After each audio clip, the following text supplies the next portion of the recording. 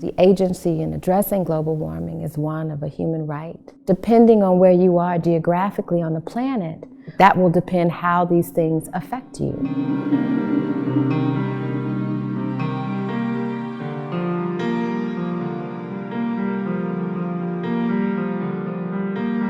Historically, people of color have suffered under genocide. We've suffered under chattel slavery. We've suffered under huge displacements. We've suffered under all of these geographic shifts because it's a history of the global West just extracting.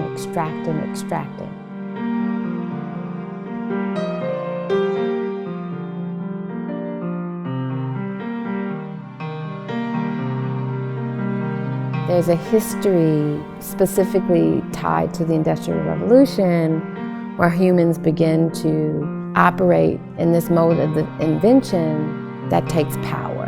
And that's conditions of coal, that's conditions of oil extraction, all to really advance our ways of moving through the planet or bring light to a dark space. The largest number of people who are moving away from their homes, across lands, are doing so because of climate change and global warming. We're sort of migrating across countries. Some of it is because of the history of design, and some of it is an effect of that.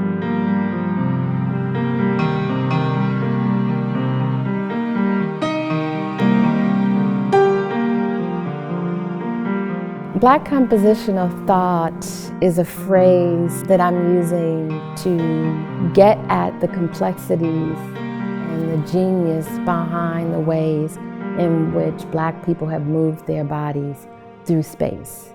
I just find it fascinating and a real critical question as global warming happens and people have to move from New Orleans to California. How do you move through geographies in that way? Whether it's the movement of a fugitive or a movement of someone who is moving to another state for an opportunity.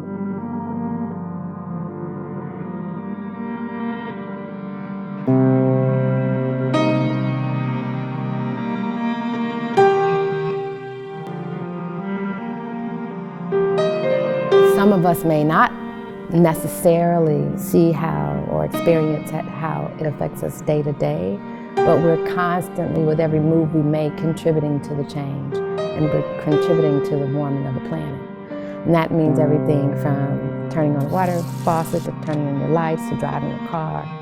And the work is created so that I can understand more about that subject.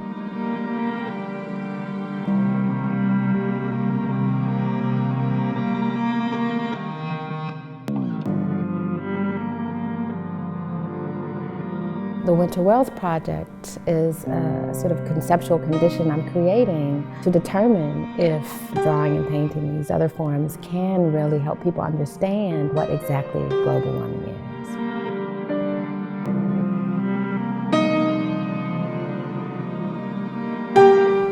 I don't have a particular audience necessarily in mind. I'm working towards a sort of legibility that everyone, I think, can join in with, hopefully, and have access to.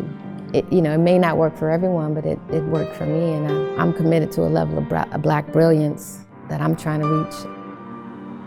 The choice of being an artist for me is bound in the condition of politics. So those things aren't separate. This sort of pleasure comes in really understanding the history of art in all of its form. And that means architecture, that means painting, that means sculpture.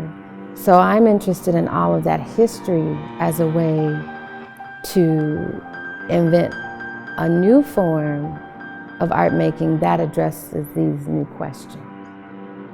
The history of this sort of geometric abstraction, the circle, the square, the 90-degree angle, that has nothing to do with a sort of dominant field of painting, right? It has to do with how people use space and shapes. No one owns the circle, the singular circle. No one owns a singular rectangle. It has a tradition, of course, but it's time for a new language for that. What is so incredible about being an artist is that I can look to other artists who really blur the line between what does it mean to be an architect, or what does it mean to be an artist, or what does it mean to be a city planner. It's beautiful. So all of these lines, I think, in this contemporary moment are being blurred by really amazing people. Different artists are asking different questions. Some of them are meta and some of them are micro. And I think that we're all together trying to figure out more livable futures.